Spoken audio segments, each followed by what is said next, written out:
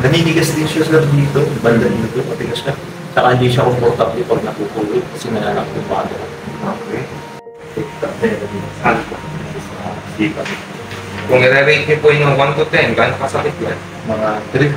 3 na. Okay. Kapag ka na yung masakit dulo dito. Meron dito ang pulot. Gaano kasakit yan? Tingnan na. Masakit dulo dito. Meron. Saan? Dito. Gaano kasakit yan? Dito. Mga 5. Kahit hanggang dito. Oo. Dito. Dito. Gaano kasakit yan? Mga 4. Oh.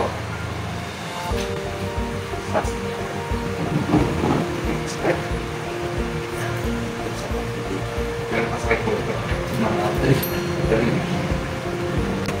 Pinulit sa side na nito. Dito. Gaano kasakit po?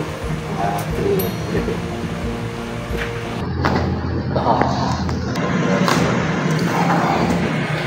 Nagdagin ka sa table niya. Kung i-rate ang mga ganda, kasakit. Wala ako lang.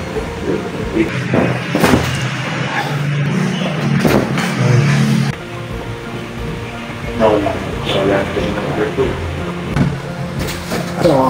Yun. Kung sa pakaramdam mo, Sa bangga. Pero wala yung mga ngalay ko.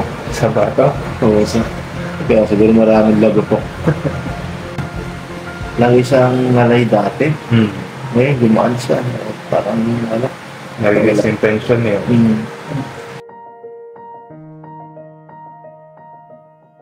Yung sa kanan, sabi mo po kanina meron number 3 na masakit dito. Yung wala na siya. Okay. Wala na. Number 2 na masakit dito sa may bato.